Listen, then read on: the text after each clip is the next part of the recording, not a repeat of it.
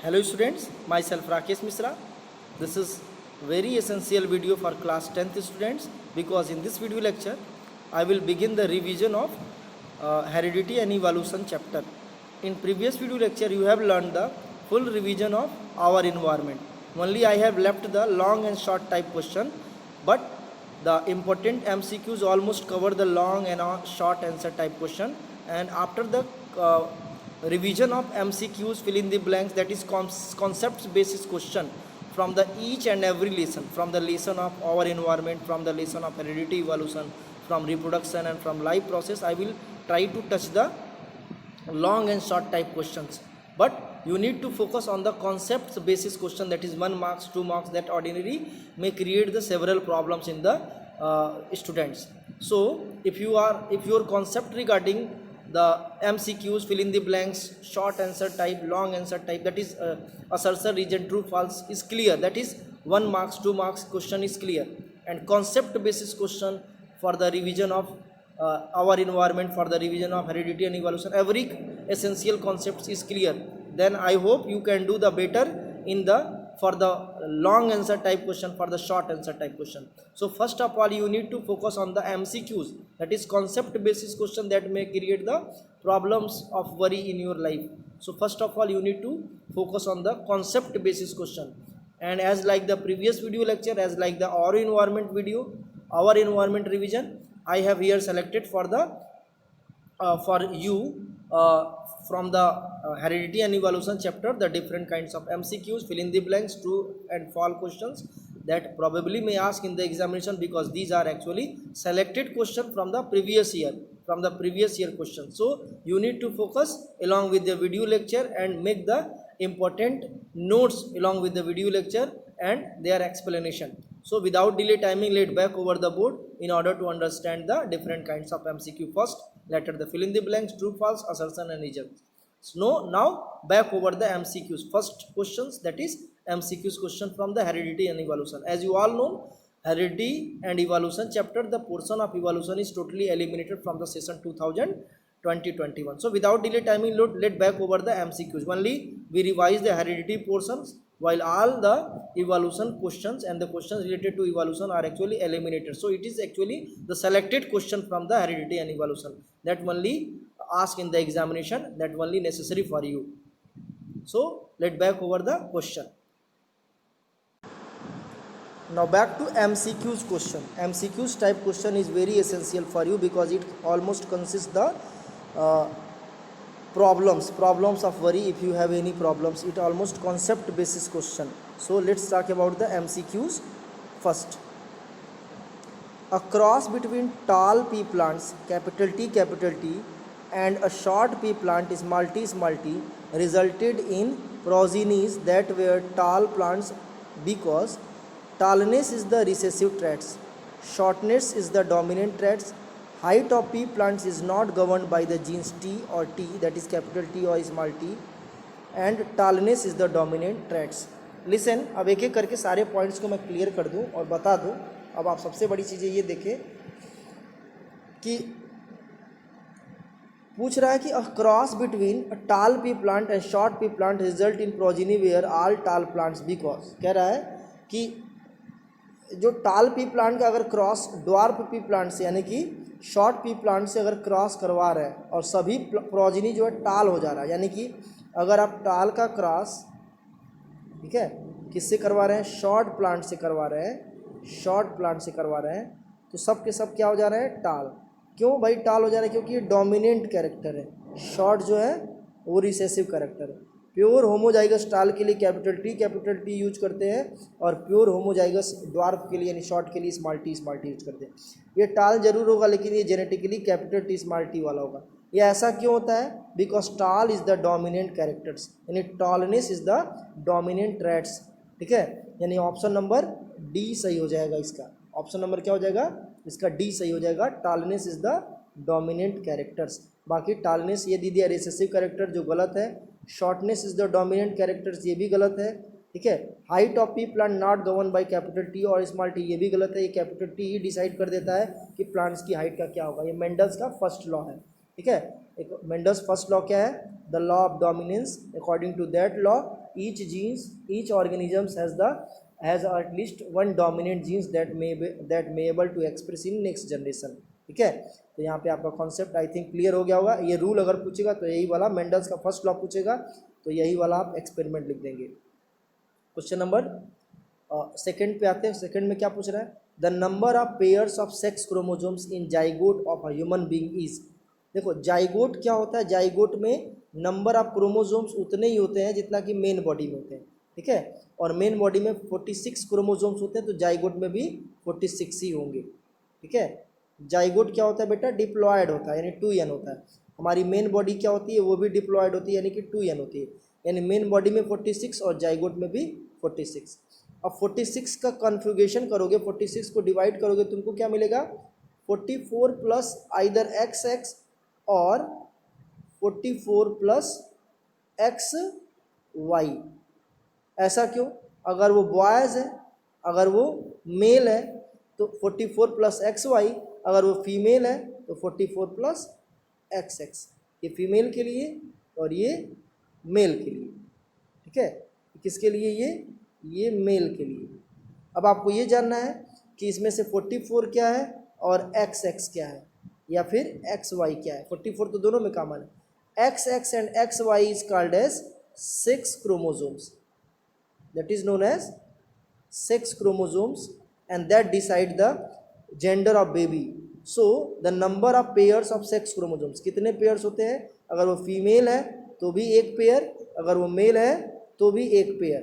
ठीक है, एक पेयर अगर मेल है, फीमेल है तो भी एक पेयर, 1 पेयर, एंड अगर वो फीमेल है तब भी वो 1 पेयर, यानी ऑप्शन क्या हो जाएगा, सी हो जाएगा। ठीक है, हमेशा sex chromosomes last pair of chromosomes होते हैं। 44 तो ऑटोसोम होते हैं, क्लियर है ना। ये क्या है, सेक्स क्रोमोसोम से हमेशा कितने होते हैं, ये 1 पेयर होते हैं। नोट कर लीजिए, एग्जाम में आते हैं आने वाले क्वेश्चन। ठीक है, नेक्स्ट आते हैं क्वेश्चन नंबर 3 पे। अ zygote which has an X chromosome inherited from the father will develop into. कह रहा है कि जाइगोट जिसका X क्रोमोसोम्स होता वो फादर से अगर इनहेरिटेंस हो जाए, फादर से अगर वो is inherited from the father, यानी फादर का कोई स्पर्म X क्रोमोसोम वाला है, अगर वो जाइगोट में अवेलेबल है तो उसका जेंडर क्या होगा, गर्ल होगा, बॉय होगा, बोथ। ठीक है, गर्ल बॉय होगा। X क्रोमोसोम्स कोई प्रभाव, कोई इफेक्ट नहीं डालता है। ठीक है, तो क्वेश्चन के अकॉर्डिंग हमने बताया था आपको डिटर्मिनेशन ऑफ सेक्स में कि अगर कोई फादर है तो उसका क्रोमोसोम्स कितना है, 46, और उसका क्रोमोसोमल कॉन्फ़िगरेशन कितना होता है, 44 प्लस XY। अगर इससे स्पर्म बनते हैं तो 2 तरह का स्पर्म बनता है, 22 plus Y and 22 plus X। अगर 22 प्लस X वाला कोई भी स्पर्म किसी एग सेल से, अब एग सेल का भी कॉन्फ़िगरेशन हमको जान लेना है कि एग सेल में कैसे कॉन्फ़िगरेशन बनता है। लिसन, यानी कि अगर कोई फीमेल है तो उसमें भी, सपोज दैट ये फीमेल है, उसमें भी 46 नंबर ऑफ क्रोमोसोम्स होगा, तो उसका कॉन्फ़िगरेशन कैसे होगा, 44 प्लस XX। तो इसमें सिर्फ एक टाइप के ओवा बनेंगे। कैसे बनेंगे, 22 प्लस X, और दूसरा भी कैसे बनेगा, 22 प्लस X टाइप का बनेगा। तो ये ओवा है, ये क्या है, ओवा है, जिसको एग सेल भी बोलते हैं। ठीक है, और ये क्या है, स्पर्म है। तो क्वेश्चन के अकॉर्डिंग क्या पूछ रहा है, स्पर्म अगर कोई X कंटेनिंग स्पर्म हो, अगर वो फर्टिलाइजेशन करके जाइगोट बना रहा है तो रिजल्ट क्या आएगा, रिजल्ट में 22 जब फ्यूज होगा तो क्या होगा, 44 होगा। फिर X और X फ्यूज करेगा तो क्या होगा, XX हो जाएगा, यानी कि ये हो जाएगा 44 प्लस X यानी कि 46 क्रोमोसोम्स हो जाएगा। और तब इसका जो कॉन्फ़िगरेशन होगा ये डिसाइड करेगा कि वो गर्ल चाइल्ड होगी। ठीक है, वो क्या होगी, गर्ल चाइल्ड होगी, यानी ऑप्शन क्या हो जाएगा, ये ए हो जाएगा, ये हमेशा गर्ल चाइल्ड होगी। सो हमेशा X chromosomes if come from the fathers then there will be girl, if Y chromosomes come from the father then there will be boy. तो ये क्वेश्चन नंबर 3 के लिए ऑप्शन क्या हो जाएगा, ए हो जाएगा। ठीक है, चलो नेक्स्ट आते हैं क्वेश्चन नंबर 4 पे। क्वेश्चन नंबर 4 क्या पूछ रहा है, ये बहुत इंपॉर्टेंट है, इसको आप कई बार जो है लाइव क्लासेस में पूछ चुके हैं और ये एग्जाम में आने वाले क्वेश्चन। ठीक है, क्वेश्चन क्या पूछ रहा है, a man with blood group A Mary's a woman having blood group 0, what will be the blood group of child. कह रहा है कि एक मैन है जिसका ब्लड ग्रुप ए है, तो अभी 0 पे कन्फ्यूजन नहीं है।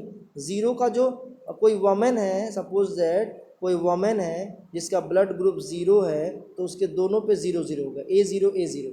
लेकिन अगर कोई मैन है तो उसका ब्लड ग्रुप अगर सपोज दैट कोई वुमेन है जिसका ब्लड ग्रुप 0 तो उसका जेनेटिक पैटर्न ऐसे बनेगा I0 I0, ठीक है। अगर कोई वुमेन है कोई मैन है जिसका ब्लड ग्रुप अगर O है, A है, यहाँ पे वुमेन है, ये वुमेन है, इसका ब्लड ग्रुप 0 तो इसलिए I0 I0 कर दिया। लेकिन मैन का ब्लड ग्रुप ये क्या हो सकता है, ये कैपिटल A पावर दोनों हो सकता है या फिर A एंड A0 दोनों हो सकता है, ठीक है। तो ये अगर कंडीशन बनेगा तो क्या होगा, सब के सब क्या हो जाएंगे, ऑल A ब्लड ग्रुप, ठीक है। और अगर A0 होगा तो इक्वल चांस होगा, A0 अगर होगा तो क्या होगा, इक्वल चांस होगा। ये वाला अगर A ब्लड ग्रुप वाला होगा तो यहाँ पे कंडीशन ये नहीं दिया होमोजाइगस की हेटेरोजाइगस, यही दिया A ब्लड ग्रुप, ठीक है। तो यहाँ पे ऑप्शन बी भी हो सकता है और ऑप्शन डी भी हो सकता है, ठीक है। तो अगर एग्जाम में इस तरह के क्वेश्चन आए तो आप सीधे लिखेंगे ऑप्शन बी, कन्फ्यूजन वाले क्वेश्चन में ऑप्शन बी लिखेंगे। रीजन क्या है कि ए जो है डोमिनेंट है 0 पे, ये एग्जाम में लिखेंगे क्योंकि ये 10th लेवल में इतना नहीं है कि हम होमोजाइगस या हेटेरोजाइगस का कॉन्सेप्ट लेके चले, ठीक है। तो आप सीधे लिखेंगे as we know that A is dominant over 0 then the all offspring in next generation will have the A blood group, ठीक है। इसको आप फोकस करके चलेंगे। हालांकि इक्वल चांस होगा, जैसे अगर ये वाला हो ऐसे हो I0 IA, ये भी तो ए ब्लड ग्रुप होगा, 0 वाले का तो हमेशा ये होगा, तो इसके साथ फ्यूजन होगा तो क्या होगा I0 यानी ये 0 ब्लड ग्रुप होगा, इसके साथ फ्यूजन होगा तो क्या होगा IA एंड I0 यानी कि ए ब्लड ग्रुप वाला होगा। फिर इसके साथ फ्यूजन होगा तो क्या होगा 50-50% हो गया, ठीक है। ये 50% ये 50% है, फिर वही रिजल्ट आएगा, चाहे ये इसके साथ फ्यूज करे चाहे इसके साथ फ्यूज करे, ठीक है। चलो आते हैं नेक्स्ट क्वेश्चन, क्या पूछ रहा है क्वेश्चन नंबर 5 पे। क्वेश्चन नंबर 5 पूछ रहा है what does the progeny of tall plants with round seed and short plant with wrinkled seed look like. कह रहा है कोई प्रोजेनी है जो टाल प्लांट है, यानी कि इस तरह से है, कैपिटल टी और राउंड सीड यानी कि कैपिटल R, इसका अगर क्रॉस हो रहा है किससे, शॉर्ट प्लांट से यानी कि स्मॉल टी से, और रिंकल्ड सीड से स्मॉल आर से, तो इसका रिजल्ट क्या होगा, तो इसका रिजल्ट होगा capital T small R, capital R, यानी कि एक जीन जो है डोमिनेंट का और एक जीन रिसेसिव का अवेलेबल रहता है। नेक्स्ट जनरेशन में एक जीन डोमिनेंट का और एक जीन रिसेसिव का अवेलेबल रहता है। तो डोमिनेंट में टाल का और रिसेसिव में ड्वार्फ का, डोमिनेंट में यहाँ पे राउंड का और रिसेसिव में रिंकल्ड का अवेलेबल है। तो आप जानते हैं कि कैपिटल टी के आगे स्मॉल टी का कोई रोल नहीं, ऐसे ही कैपिटल R के आगे स्मॉल r का कोई रोल नहीं। तो अगले जनरेशन में क्या होगा, अगले जनरेशन में यही होगा कि कैपिटल टी की वजह से सारे के सारे प्लांट क्या हो जाएंगे, टाल हो जाएंगे, और कैपिटल R की वजह से सारे के सारे प्लांट क्या हो जाएंगे, राउंड हो जाएंगे, ठीक है। तो यहाँ पे क्या हो जाएगा ऑल आर टाल विथ राउंड सीड, यानी कि पहला ही ऑप्शन सही है, ठीक है। चलो आते हैं नेक्स्ट क्वेश्चन नंबर 6 पे आते हैं। क्वेश्चन नंबर 6 क्या बोल रहा है, if round green seeded pea plants, क्या है, capital R and small y is crossed with wrinkled yellow seeded plants, small r capital Y, ठीक है, कैपिटल Y क्रॉस हो रहा है। The seeds progeny in F1 generation are. अब देखो इससे जो गैमिट्स बनेंगे वो क्या बनेंगे, capital R small y multiply, इससे जो गैमिट्स बनेंगे वो स्मॉल r कैपिटल Y। अगले जनरेशन में जो प्रोजिनी बनेगा वो क्या बनेगा, capital R capital Y small y। यानी कि इसमें से हम लोग अगर चेक करें तो क्या मिलेगा, इसमें से चेक करें कि R के आगे स्मॉल r का कोई रोल नहीं और कैपिटल Y के आगे स्मॉल y का कोई रोल नहीं होगा। यानी कि इसमें से R डोमिनेंट है तो इसकी वजह से क्या हो जाएगा, राउंड, और इसकी वजह से येलो, ठीक है। तो आगे के जनरेशन में हम चेक कर रहे हैं पॉइंट 1, राउंड ग्रीन होगा या राउंड येलो होगा, रिंकल्ड ग्रीन होगा या रिंकल्ड येलो होगा। तो आंसर क्या हो जाएगा, ऑल राउंड ग्रीन, यानी ऑप्शन नंबर बी हो गया, round and green option number B. Next question आते हैं, question number 7, which of the following decide the sex of child. Gender child का कौन डिसाइड करता है, ठीक है। लास्ट वीडियो लेक्चर में इससे पहले ही क्वेश्चन में बताया था, fathers actually produce two type of sperm, the sperm containing X chromosomes and sperm containing Y chromosomes, while mother able to only one type of gametes, that is only one type of egg cells that is having the X chromosomes.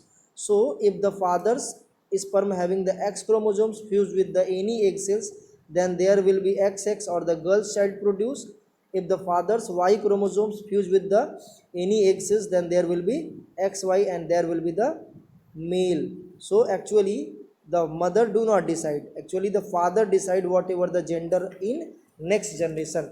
Keep in mind, this is very important and essential question, and it is repeated twice in this video lecture, so it is very important.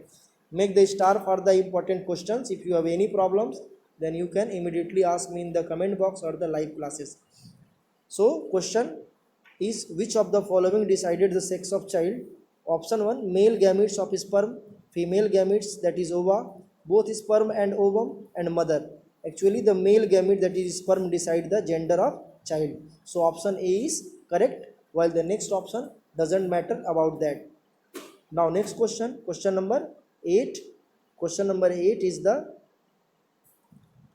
a purebred pea plants is a crossed a purebred pea plants A is crossed with the pure pea plants, pure bee bred pea plants with B. It is found that the plant which look like A do not appears in F1 generation, but re-emerge in the F2 generation. Which plants A and B are tall and dwarf? कह रहा है कि अगर A का cross B से करवा रहे हैं, यहाँ पे A और B दोनों को कैपिटल में दे दिया ताकि आप कंफ्यूज हो जाए। कह रहा है कि दोनों का क्रॉस अगर करवा रहे हैं तो A जो है अगले जनरेशन में अपीयर नहीं हो रहा है, ठीक है, A अपीयर नहीं हो रहा है, B अपीयर हो रहा है, ठीक है। और F2 जनरेशन में कह रहा है F2 जनरेशन में वो अपीयर हो रहा है, F2 जनरेशन में A भी अपीयर हो रहा है, B भी अपीयर हो रहा है, ठीक है। तो क्वेश्चन के अकॉर्डिंग क्या पूछ रहा है कि ये F1 जनरेशन है और ये F2 जनरेशन। क्वेश्चन क्या पूछ रहा है कि which of the plants A and B are tall and dwarf. कह रहा है कि A टॉल है, B ड्वार्फ है। ऑप्शन बी क्या दिया, A are tall and B are also tall. C क्या दिया है, A are dwarf and B are also dwarf. A क्या दिया है, A are dwarf and B are tall. अब यहाँ पे आपको पढ़ना क्या है कि जो कैरेक्टर्स F1 में अपीयर नहीं हुआ वो ड्वार्फ है, क्योंकि वह रिसेसिव कैरेक्टर्स है। जो F1 में एक्सप्रेस हुआ, भाई A एक्सप्रेस नहीं हुआ, इसका मतलब B एक्सप्रेस हुआ, तो B क्या हो जाएगा आपका टॉल और A क्या हो जाएगा आपका ड्वार्फ। कौन से ऑप्शन में है, A ड्वार्फ और B tall? A dwarf and B tall है ऑप्शन नंबर डी में, तो ऑप्शन नंबर डी आपका करेक्ट हो जाएगा। And this is the last question, this is the last question for the revision of heredity and evolution. आपको copy में करने क्या है, आपको कॉपी में MCQs के आंसर डालने हैं, MCQs लिखने हैं, पूरा फुल क्वेश्चन लिखना है, उसके बाद चारों ऑप्शन लिखना है, जो सही ऑप्शन है उसके सामने लिख देने हैं ऐसे आंसर डाल करके, और नीचे आपको क्या लिखना है, एक्सप्लेनेशन। ये 1 to 8 क्वेश्चन आप पार्ट 1 में रिवाइज कर लिए हैं। इससे रिलेटेड फुल मार्क्स क्वेश्चन पूछता है, इससे रिलेटेड आपको 5 मार्क्स। देखो ये जो क्वेश्चन दिख रहा है ना, मैंने कई बार देखा ये क्वेश्चन जो है आपका एग्ज़ाम में आया हुआ है, वो भी 5 मार्क्स में या फिर 3 मार्क्स में, ठीक है। तो इसके लिए ये वाला वर्ड नहीं दिया है, इसके लिए यहाँ पे दे दिया है एक्सप्लेन वाई करके, एक्सप्लेन वाई करके। तो यहाँ पे लिखेंगे according to question the A doesn't appear in F1 generation while B appears, so A is the dwarf and B is the tall। इसके अलावा क्वेश्चन नंबर 7 में, क्वेश्चन नंबर 6 में, question number 5, question number 4, question number 3, question number 2 और question number 1 में अगर कोई problem होगा तो आप जो है लाइव क्लास में या फिर कमेंट बॉक्स में इसको आप बताएंगे ताकि मैं आपका सॉल्यूशन ढूंढ सकूँ। आई होप आपको क्वेश्चन नंबर 1 to 8 का वीडियो क्लियर हो गया होगा, उसका कॉन्सेप्ट क्लियर हो गया होगा। इसके बाद भी अगर कोई प्रॉब्लम है तो आप लाइव क्लास या कमेंट बॉक्स में ज़रूर बताएं ताकि मैं आपका प्रॉब्लम सॉल्व कर दूं। एक बात और, ये सबसे इम्पोर्टेंट लेसन चल रहा है रिवीजन, हेरिडिटी एंड इवोल्यूशन का लेसन सबसे इम्पोर्टेंट है। इवोल्यूशन तो पोर्शन में नहीं रह गया, तो सारे क्वेश्चन हेरिडिटी के अब इम्पोर्टेंट होगा, इसीलिए मैं कॉन्सेप्ट बेसिस क्वेश्चन ही रिवाइज करा रहा हूँ ताकि आप लॉन्ग आंसर टाइप क्वेश्चन को आप आसानी से कर लेंगे, कोई बड़ी प्रॉब्लम नहीं होगी, ठीक है। चलो अभी हमारा वीडियो खत्म हो गया है। नेक्स्ट वीडियो लेक्चर में हम क्वेश्चन नंबर 9 ऑनवर्ड क्वेश्चन को MCQs को रिवाइज करेंगे। Thank you.